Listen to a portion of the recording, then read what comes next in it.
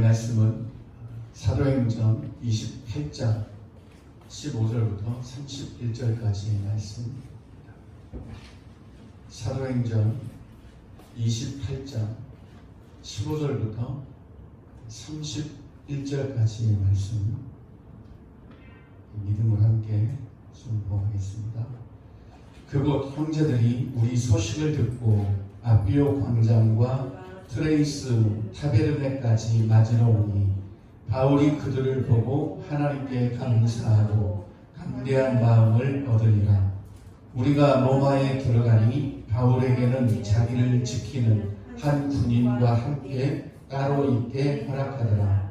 사흘 후에 바울이 유대인 중 높은 사람들을 청하여 그들이 모인 후에 이르되, 여러분 형제들아, 내가 이스라엘 백성이나 우리 조상의 관습을 배척한 일이 없는데 예루살렘에서 로마인의 손에 내준 바 되었으니 로마인은 나를 신문하여 죽일 제목이 없으므로 석방하려 하였으나 유대인들이 반대하기로 내가 나지 못하여 가이사에게 상소하며 내 민족을 고발하려는 것이 아니니라. 이러므로 너희를 보고 함께 이야기하려고 청하였으니 이스라엘의 소망으로 말미암아 내가 이 쇠사슬에 매인 바 되었노라. 그들이 이르되, 우리가 유대에서 내게 대한 편지도 받은 일이 없고 또 형제 중 누가 와서 내게 대하여 좋지 못한 것을 전하든지 이야기한 일도 없느니라. 이에 우리가 너의 사상이 어떠한가 듣고자 하니 이 파에 대하여는 어디서든지 반대를 받는 줄 알기 때문이라 하더라. 그들이 날짜를 정하고 그가 유숙하는 집에 많이 오니 바울이 아침부터 저녁까지 강론하여 하나님의 나라를 증언하고 모세 율법과 선지자의 말을 가지고 예수에 대하여 권하더라. 그 말을 믿는 사람도 있고 믿지 아니하는 사람도 있어 서로 맞지 아니하여 흩어질 때에 바울이 한 말로 이르되, 성령이 선지자 이사야를 통하여 너희 조상들에게 말씀하신 것이 옳도다. 일렀으되 이 백성에게 가서 말하기를, 너희가 듣기는 들어도 도무지 깨닫지 못하며 보기는 보아도 도무지 알지 못하는도다. 이 백성들의 마음이 우둔하여져서 그 귀로는 둔하게 듣고 그 눈은 감았으니 이는 눈으로 보고 귀로 듣고 마음으로 깨달아 돌아오면 내가 고쳐줄까 함이라 하였으니, 그런즉 하나님의 이 구원이 이방인에게로 보내어진 줄 알라. 그들은 그것을 들으리라 하더라. 바울이 온 이태를 자기 색집에 머물면서 자기에게 오는 사람을 다 영접하고 하나님의 나라를 전파하며 주 예수 그리스도에 관한 모든 것을 담대하게 거침없이 가르치더라. 아멘. 오늘 우리가 사도행전 마지막 부분을 함께 묵상하게 되었습니다. 마지막 부분에 와서 비로소 이 사도행전의 그런 기록 목적이 증거되고 있지요. 그래서 왜 오순절 성령의 강림 사건이 있었고 또 그로 인해서 하나님께서 사람들을 어떻게 준비시켜서 또 이 바울이라는 사람을 택하시고 그를 로마로 보내려고 하시는지 여기에 분명하게 기록되어 있습니다.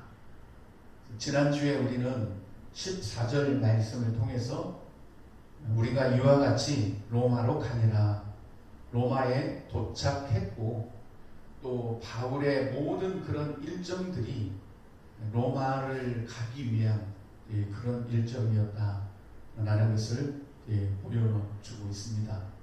그래서 이와 같이 로마에 도착을 했다라고 하는 것은 수없이 많은 죽음의 위협을 견뎌내고 또 바울을 결박하여서 거진 죽을 때까지 그들을 바울을 쳤던 그런 유대인들, 그리고 곳곳에 도사리고 있었던 이 바울을 죽이려고 하는 그런 계략들, 이런 모든 일들, 그가 또 배를 타고 가는 중에 배가 파손하여서 죽을 고비가 있었고 또 독사에 물리는 사건들이 있었지만 이 모든 일들 가운데서 바울을 로마로 보내는 그런 과정이었다는 것을 이제 우리에게 보여주었습니다. 그리고 오늘 말씀 보면 왜 그토록 죽음의 그런 과정들, 위협들을 통해서 이 로마까지 가야 하는지를 오늘 23절에서 보여주고 있는데, 그것은 바로 이 예수 그리스도를 로마에 있는 사람들에게 증언하기 위함이었다는 것을 말씀하고 있습니다. 23절을 보시면 모세의 율법과 선지자의 말을 가지고 예수에 대하여 권하더라, 이렇게 되어 있죠. 그래서 우리가 예수에 대해서 안다라고 할 때 우리는 이 복음서 내지는 신약을 가지고 예수에 대해서 말하고 또 알고 예수님에 대해서 안다라고 하는 부분들이 우리가 신약에 기록된 예수님에 대해서 안다라고 하는데, 이 바울은 모세의 율법과 선지자, 즉 구약으로 예수 그리스도를 증언해냈습니다. 몇 번 이제 이 부분에 대해서 말씀을 드렸지만, 우리가 복음서에 나타난 그 예수를 아는 것과 또 구약에 계시된 예수 그리스도를 알고 복음서를 보는 것은 엄청난 차이가 있습니다. 그러기에 이 바울도 모세 율법과 선지자의 말을 가지고 예수에 대해서 권하고 또 증언했다라고 그렇게 기록이 되어 있습니다. 물론 이 당시에는 신약 성경이 없었기 때문에 그렇게 했다라는 사람도 있습니다만, 바울은 아마 신약 성경이 있었어도 구약에 나타난 그 예수를 증언을 했을 겁니다. 왜냐하면 이 유대인들은 구약 중심의 그런 신앙생활을 하고 있었고 또 구약에 정통한 사람들이기 때문에 그들이 알고 있는 이 구약 성경이 예수 그리스도에 대해서 증언하고 있다는 것을 바울은 증명을 해낸 겁니다. 그래서 우리도 창세기부터 시작을 해서 구약의 말라기까지 전부 다 나에 대해서 증언한다고 말씀하셨던 예수님의 말씀처럼 우리도 구약을 통해서 예수를 만나는 것과 그냥 신약 성경만 보고 예수를 아는 것은 엄청난 차이가 있고, 또 하나님의 큰 그런 계획을 우리가 보려면 구약에서 우리가 그리스도를 만나는 것이 필요합니다. 그래서 바울은 로마에 오자마자 이 예수 그리스도에 대해 증거를 했고, 그가 로마에 사는 동안 다른 거 한 것이 없습니다. 그래서 31절을 우리가 보면 역시 하나님 나라를 전파하며 주 예수 그리스도에 관한 모든 것을 담대하게 거침없이 가르쳤다. 이게 바울이 로마에 와서 유일하게 한 일이었습니다. 그래서 이 바울이 로마까지 이제 오려고 했던 이유는 바로 이들에게 이 예수 그리스도를 거침없이 담대하게 증거하기 위해서 하나님이 특별히 그를 택정하여 이방인 사도로 삼으신 그런 여정이었습니다. 이것이 이제 바울이 그렇게 자신의 어떤 죄를 털어버릴 수도 있는 그런 상황이었지만, 끝까지 로마행을 고집했던 그런 이유는 바로 이 로마 사람들에게 예수 그리스도를 증언하기 위함이었던 거죠. 그러니까 바울이 이렇게 로마의 예수를 증거하기 위해서는 그들이 죄수의 몸이 되는 것에 대해서 별로 그렇게 개의치 않았고, 또 예루살렘에 올라가서 결박당하는 일들도 그는 별로 그렇게 개의치 않았던 것 같아요. 그의 목적은 자신이 어떤 상황에 놓이느냐, 그리고 또 어떤 위험에 놓이느냐, 또 자기가 죽을 위험에 처해 있느냐, 그리고 감옥에 갇혀 있느냐, 자유의 몸이냐, 뭐 이런 거에 대해서는 크게 개의치 않고 오직 하나님이 자신을 택정하여 이방의 사도로 삼으신 이 예수를 증언하는 그 일에 그는 모든 초점이 사실은 이제 맞추어져 있었던 겁니다. 어떻게 그렇게 살 수 있을까? 우리는 고작 이 코로나 하나에도 많은 것들을 잃어버리고 또 많은 것들을 포기하며 그렇게 살아가고 있는데, 바울은 어떻게 그렇게 모든 상황 속에서도 그의 어떤 마음이 불하지 않고 또 죽음과 옥에 갇히는 아무런 하나님의 흔적 없이 2년 동안이나 예루살렘에서 옥에 갇혀 있었던 그런 적도 있었는데, 그럼에도 불구하고 그는 로마로 가는 마음을 끝까지 포기하지 않고 굴복하지 않고 갈 수 있었던가, 그런 부분들이 참 우리에게는 궁금점이기도 하고, 또 바울이 이렇게 끝까지 로마로 가서 이 복음을 전했더라 하는 그런 사도행전의 전체적인 내용보다도 어떻게 이런 행전들이 일어날 수 있었겠는가 하는 것이 더 중요한 문제일 것입니다. 그래서 우리도 이 바울처럼 복음을 전하자 하는 것이 아니라 이 바울을 로마로 가게 했던, 그리고 로마에 가서 복음을 전하게 했던 그 원동력이 과연 무엇일까? 그래서 우리는 끊임없이 그 믿음에 대해서 지금까지 추적을 했습니다. 바울을 보낸 것은 하나님이지만 실제 바울의 그 삶을 움직여갖고 또 바울의 발걸음을 뛰게 했던 것은 그 안에 있었던 믿음이다. 그래서 이것이 믿음의 역사이고, 그런 어떤 믿음이라는 정의를 우리가 내릴 때 믿음은 바로 그런 역사라는 거죠. 그래서 성경에도 믿음을 소개할 때 믿음의 역사와 사랑의 수고와 소망의 인내라고 그렇게 소개를 합니다. 믿음은 역사해야 되고, 사랑은 수고가 따라야 되고, 소망은 반드시 인내라는 것을 이제 만들어낸다는 거죠. 그래서 믿음의 역사와 사랑의 수고와 소망의 인내를 성경은 구체적으로 밝혀내고 있습니다. 그래서 이 바울 안에 있는 믿음, 그 믿음이라는 것, 단지 바울이 예수를 잘 믿었기 때문에 이런 행전을 기록할 수 있었다라고 해버린다면, 우리도 예수를 잘 믿고 바울처럼 불하지 않는 이 코로나 상황 속에서도 우리의 갈 길을 가는 그런 신앙생활을 하자라고 한다면 뭔가 좀 허전하고 그럴 거예요.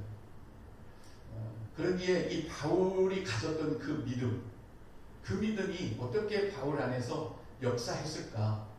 물론 사도행전에는 그런 바울 안에 있었던 믿음에 대해서 낱낱이 기록을 하고 있지는 않습니다만, 다른 바울이 기록한 성경을 전체적으로 보면 이 바울이 가진 그런 믿음의 특성들을 우리는 볼 수 있고, 또 바울이 가졌던 그런 믿음은 바울만이 아니라 구약의 성도들이 가졌던 믿음이고, 또 오늘날 우리도 동일한 믿음을 가져야 되는 그런 믿음이라고 할 수 있습니다. 그래서 바울이 기록한 서신서들을 쭉 보면 바울의 그런 고백들이 나타납니다. 그 고백은 너무나도 이 바울의 고백은 분명하고 확실하죠. 나는 주님의 것이다. 그래서 내가 살아도 이제는 주님의 것으로 살고, 또 죽어도 주님의 것으로 산다라고 하는 그런 고백들을 심심치 않게 합니다. 우리가 잘 아는 갈라디아서 2장 20절의 말씀도 동일한 거지요. 이제 나는 내가 사는 것 아니다. 내 안에서 그분이 사는 것이지 결코 이제 내가 사는 것이 아니라고 하는 이런 너무나도 분명한 그런 이제 고백을 했었습니다. 이런 바울의 고백은 바로 믿음의 고백이라고 할 수 있습니다. 그래서 믿음이라는 것은 바로 이런 것이요. 그냥 예수를 잘 믿는 것이 아니라 믿음의 역사가 나타나는 그런 믿음인 것이죠. 바울을 지금 로마에까지 오도록 만들었고 로마에 와서도 다른 일을 한 것이 아니라 그가 계속 예수에 대해서 증언했던 것은 그의 믿음이었고 그의 믿음은 그를 움직이게 만들었고 어떤 상황 속에서도 주 예수를 향한 그런 변함없는 그런 행보를 하도록 만들었다는 겁니다.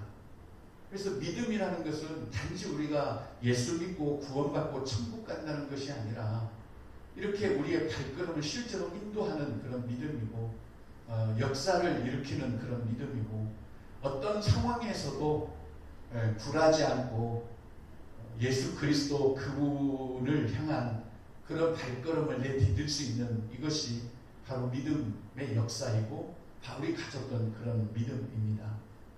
그런 믿음은 바울만 가졌던 것이 아니라 구약의 사람들도 동일한 그런 믿음으로 살았다는 것을 우리에게 보여주고 있습니다.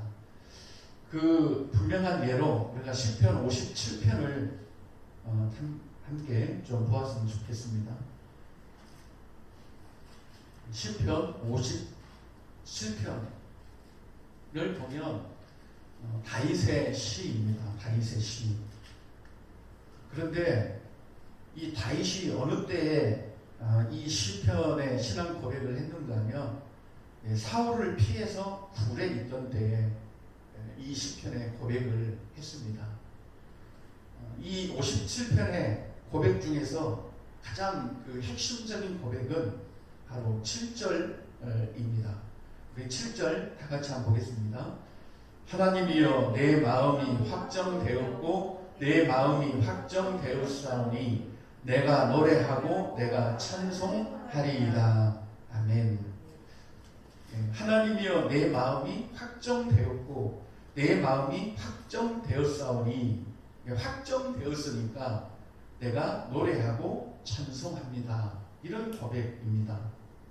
이 복음 성가도 있죠. 모든 상황 속에서 그런 우리 그 찬양도 많이 들었었는데 내 마음이 확정되었고 확정되었다라는 말씀은 준비되었다라는 거죠. 이 히브리어로 쿤이라는 단어인데요. 확정이라는 단어가 이 쿤이라는 단어는 준비되다 이런 뜻을 가지고 있습니다. 준비되다, 그 다음에 세우다 이런 뜻을 가진 단어가 바로 확정이라는 단어입니다. 그러니까 이 단어를 글자 그대로 해석을 해보면 하나님 내 마음이 준비되었습니다. 내 마음은 이제 준비되었으니까 어떤 상황에서도 나는 이제 노래합니다. 이런 의미를 가지고 있는 거죠. 그러면 뭐가 도대체 준비되었다는 건가? 죽으면 죽으리라 뭐 이런 준비가 되었다는 건가? 라고 우리가 질문을 할 수 있는데 바울이 준비되었다라고 하는 것은 저는 5절의 말씀이라고 봅니다. 우리 5절도 한번 보겠습니다. 하나님이여 주는 하늘 위에 높이 들리시며 주의 영광이 온 세계 위에 높아지기를 원하나이다. 아멘. 바로 이 5절의 말씀과 같이 되도록 내 마음이 이제는 준비되었습니다. 이런 의미를 가지고 있습니다. 그러니 내 마음은 주께서 하늘 위에 높이 들리시고 주의 영광이 온 세계 위에 높아지기를 바라는 바로 이 일을 내가 할 수 있도록 나는 준비가 이제는 되었습니다. 그러니 내가 지금 사울에게 쫓겨서 불 속에 있고 그 앞에 3절 이런 거 보면 그가 하늘에서 보내사 나를 삼키려는 자, 다윗을 삼키려는 자가 있었고 4절에 보면 내 영혼이 사자들 가운데에서 살고 있었다. 내가 불 사르는 자들 중에 누웠다. 그렇지만 나는 이미 주의 영광이 온 세계에 높아지기를 원하는 여기에 내 삶을 준비되었기 때문에, 이렇게 살도록 준비되었기 때문에 비록 3절 4절과 같은 그런 상황이 있을지라도 나는 노래하고 내가 찬송하겠다는 겁니다. 그러면서 내 영광아 깰지어다. 이 죽음의 그런 위협으로 묻혀버린 하나님의 그런 하나님을 향한 그 영광, 그것이 바로 깨어나기를 바라는 그런 다윗의 고백입니다. 이걸 우리는 믿음이라 그러는 거죠. 그래서 믿음이라는 것은 물론 우리가 예수 그리스도를 받아들이고 또 예수 그리스도를 나의 구원자로 그렇게 신뢰하는 그런 부분도 있겠지만, 믿음의 역사라는 것은 오늘 바울이나 다윗이 가졌던 동일한 그런 형태의 믿음을 우리에게 보여주고 있죠. 믿음이라는 것은 바로 그런 거죠. 이 하나님의 그런 어떤 영광과 주의 영광이 온 세계에 그렇게 인정되고 높여지도록 하는데 내 삶이 이제 준비되었습니다 라는 것이 가장 정확한 그런 믿음의 이제 고백이라고 할 수 있는데, 오늘 이 사도행전을 마무리하면서 이 사도행전을 기록한 그런 원동력은 바로 이런 믿음이었다라는 겁니다. 물론 이제 우리가 성령의 역사가 성령 행전이다 이렇게 말할 수 있지만, 우리가 성령의 역사라고 할 때 믿음을 떼어놓고 성령의 역사를 말하는 것은 아닙니다. 성령의 역사는 다른 어떤 것이 아니라 인을 치는 역사입니다. 성령께서 우리에게 인을 쳐주시는 건데, 우리가 성령의 역사하면 성령이 우리를 막 끌고 가고 우리는 안 가려고 하는데 억지로 막 가게 하고 그래서 나는 가기 싫은데 성령을 부어주시면 내가 갈 수 있겠습니다. 이런 쪽으로 성령을 오해하는 경향들이 있습니다만, 성령의 역사는 다른 것 없습니다. 우리 안에 이 그리스도에 대한 믿음을 인을 쳐주셔서 우리의 믿음이 확고하도록 만들어주는 거죠. 그렇게 해서 그 믿음의 역사에 의해서 우리가 갈 수 있도록 하는 것이 성령의 역사지, 이 믿음을 떠나서 성령이 주도적으로 역사에 가는 것은 우리가 성령의 역사를 잘못 이해하는 경우라고 할 수 있습니다. 그래서 어쨌든 이 성령께서는 우리의 믿음을 경고케 하죠. 어떻게 경고케 하겠습니까? 예수 그리스도를 계속해서 우리에게 나타내 주시는 겁니다. 그래서 이 예수 그리스도에 대한 그런 어떤 신뢰를 벗어나서 예수 그리스도께 모든 것을 다 의탁을 해도 될 수 있을 정도로 계속 우리에게 인을 쳐주는, 도장을 찍어주시는 거죠. 그러면 그 믿음이 이제 우리 안에서 역사해서 이 바울과 같은 행전을 만들어 낼 수가 있는 것이죠. 그러기에 우리가 성령에 대한 이해와 또 예수 그리스도와 우리가 그분에 대한 그런 믿음들을 이렇게 조목조목 한번 짚어보는 것은 굉장히 중요한 일이라고 할 수 있습니다. 그래서 초기의 사도행전을 보면 성령의 그런 오심으로 인해서 엄청난 일들이 일어나지만, 어느 순간에 사도행전 중간을 넘어가면 또 성령의 그런 역사들도 안 보여요. 그냥 계속 이 바울의 그런 행보만 기록이 되어 있습니다. 물론 이제 순간순간 나타나기도 하지만 거의 초반에는 성령의 역사를 막 기록해 놓고 있는데 뒤에 가면 성령의 역사가 안 나타나요. 물론 이제 예수께서 몇 번 바울에게 나타나셔서 너가 로마에 가서도 그대로 증언해야 된다라고 말씀을 하시지만, 막 성령께서 어떻게 급격하게 이 바울을 이끌어 간다든지 그런 거는 없어요. 그냥 바울이 가는 거죠. 바울이 한 걸음 한 걸음 가고, 어떤 죽음의 위협 가운데서도 성령이 그에게 능력을 주셔서 그런 게 아니라 그냥 견디고 또 가도록, 이렇게 사도행전 후반부가 기록이 되어 있습니다. 이건 우리가 집중해야 될 아주 중요한 것. 우리는 사도행전 1장 8절 가지고 끝까지 가려고 해요. 주의 성령이 임하시면 너희가 권능을 받고, 그거 가지고 계속 가요. 그래서 오순절 성령 사건 이거 갖고 로마까지 가고 그러려고 해요. 그런데 사도행전의 구도는 그렇지 않다라는 거예요. 초기에 그렇게 해놓고 나머지는 그냥 믿음의 역사고, 성령께서는 그 믿음을 견고케 하고 예수 그리스도를 향한 그런 믿음을 행진하도록 보이지 않게 역사하시는 분이 바로 성령님이시죠. 근데 우리는 너무 성령을 앞세우려고. 정작 우리가 진짜 앞세우고 가야 될 것은 사실 이런 역사가 있는 믿음이죠.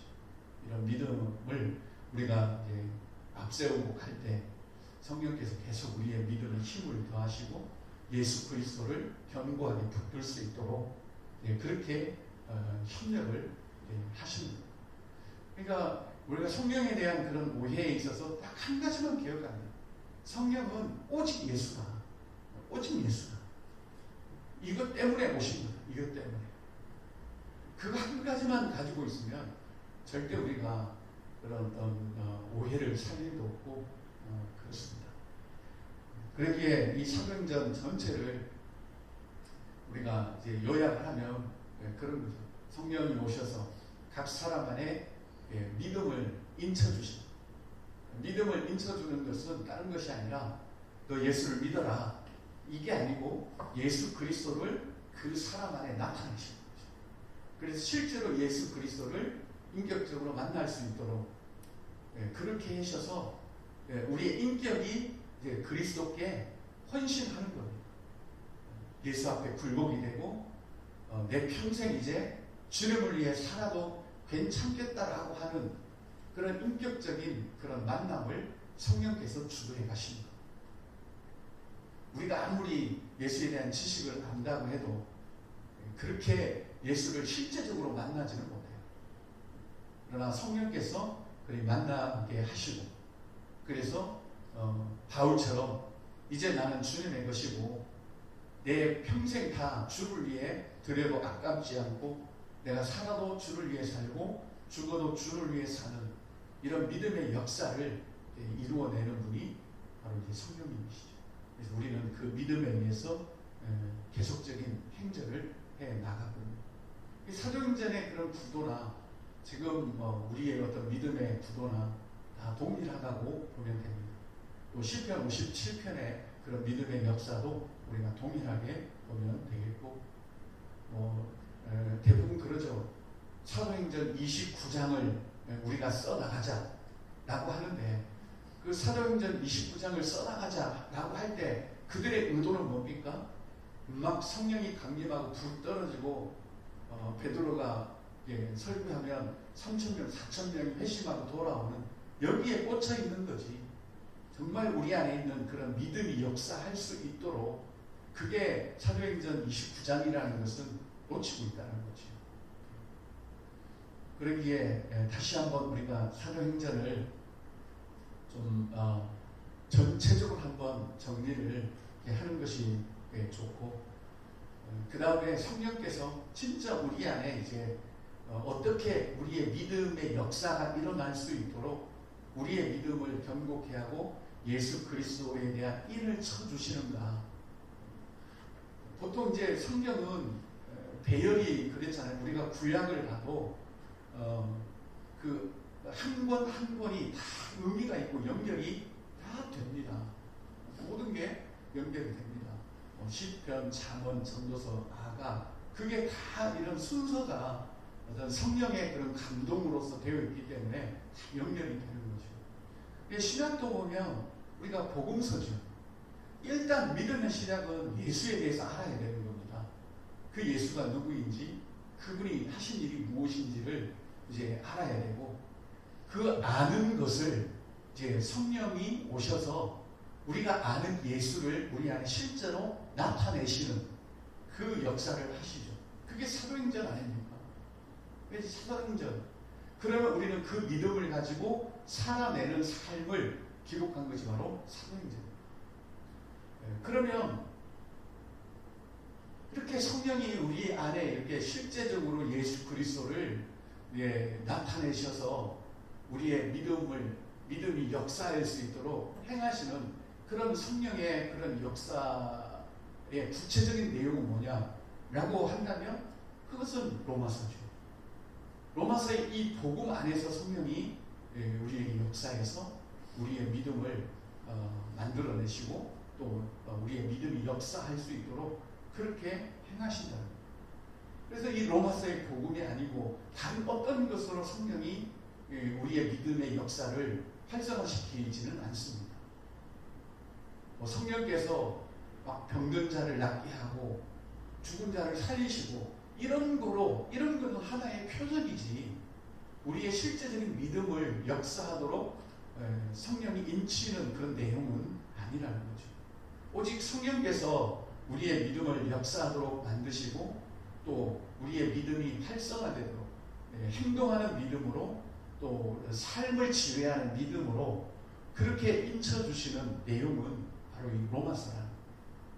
그래서 사도행전 뒤에 이제 로마서가 나오고 그 로마서 뒤에는 다 이제 서신서죠. 실제로 이제 이 로마서까지의 그런 그리스도인들의 삶이 이제 어떻게 나타나는지 그게 다 서신서라. 그래서 오늘까지 우리가 사도행전을 끝내고 다음 주부터는 로마서를 좀 살피도록 하겠습니다. 이전에 또 로마서를 우리가 보기는 했습니다만 그때는 전체적인 부분들을 이제 나눴고 수요일 날 우리가 로마서를 할 때는 이렇게 오늘처럼 28장 15절부터 31절까지 정해진 게 아니라 그냥 1절부터 하나 좀 따지고 넘어가도록 하겠습니다. 그러다가 시간 되면 거기서 끝나고 또 다음 시간에 또 계속 이어나가고 그래서 너무 이렇게 크게가 아니라 어떨 때는 단어 하나에 집중을 해서 가기도 하고 그래서 우리의 믿음의 역사를 이루어내는 이 로마서를 내가 꼼꼼히 한 번 더 묵상하고 그리고 실제로 로마서를 통해서 우리의 믿음이 예수 믿고 천국 가는 믿음이 아니라 믿음의 역사, 사랑의 수고, 소망의 인대를 만들어내는 그런 로마서가 되었으면 좋겠다는 생각을 합니다. 여러분들도 로마서를 전체적으로 한번 좀 보시고 이 로마서의 복음을 통해서 성령이 내 믿음을 간직하는 믿음이 아니라 그냥 역사하는 믿음으로 인을 치시고 또 그렇게 활성화시키는 그런 시간이 될 수 있도록 함께 기도하며 준비했으면 좋겠습니다. 오늘 말씀을 우리가 생각하면서 한번 좀 기도했으면 좋겠습니다.